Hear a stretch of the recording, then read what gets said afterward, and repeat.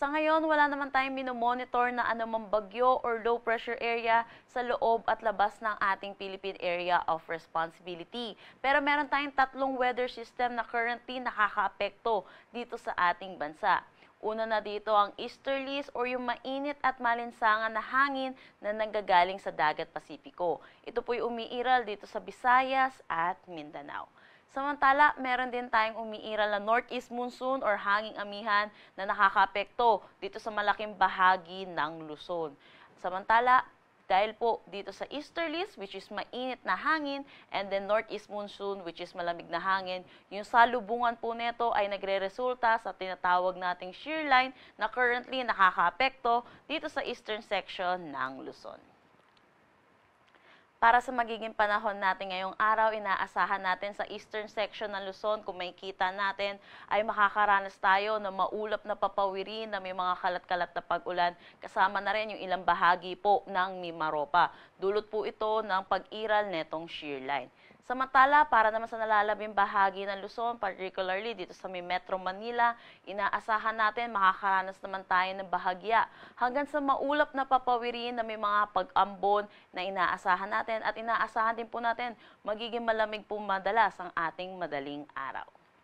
Agwat ng temperatura for Metro Manila 23 to 30 degrees Celsius, Lawag 22 to 30 degrees Celsius, Tugigaraw 20 to 26 degrees Celsius.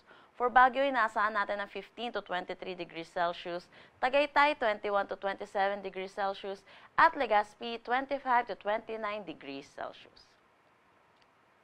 Sa makikita po natin, yung eastern section po ng Visayas at Mindanao ay makakaranas din sila ng maulap na papawirin na may mga kalat-kalat na pag-ulan, dulot naman po ito ng easterlies.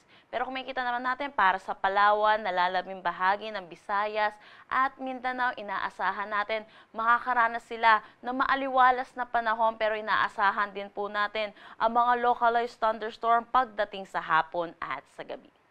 Agwat ng temperatura for Calayan Islands at Puerto Princesa, 25 to 31 degrees Celsius. For Iloilo, inaasahan natin na 24 to 31 degrees Celsius. Cebu, 25 to 30 degrees Celsius. Tacloban, 25 to 31 degrees Celsius. For Zamboanga, 23 to 32 degrees Celsius. Cagayan de Oro, 23 to 30 degrees Celsius. At Davao, 23 to 32 degrees Celsius.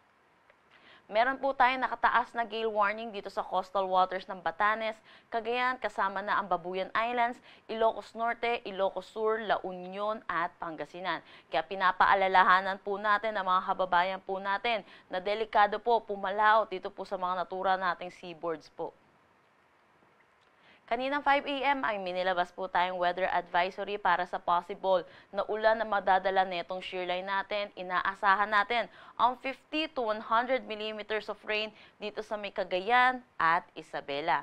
Dahil dito, inaasahan din natin ang mga posibilidad ng mga flash floods at pagguho ng lupa.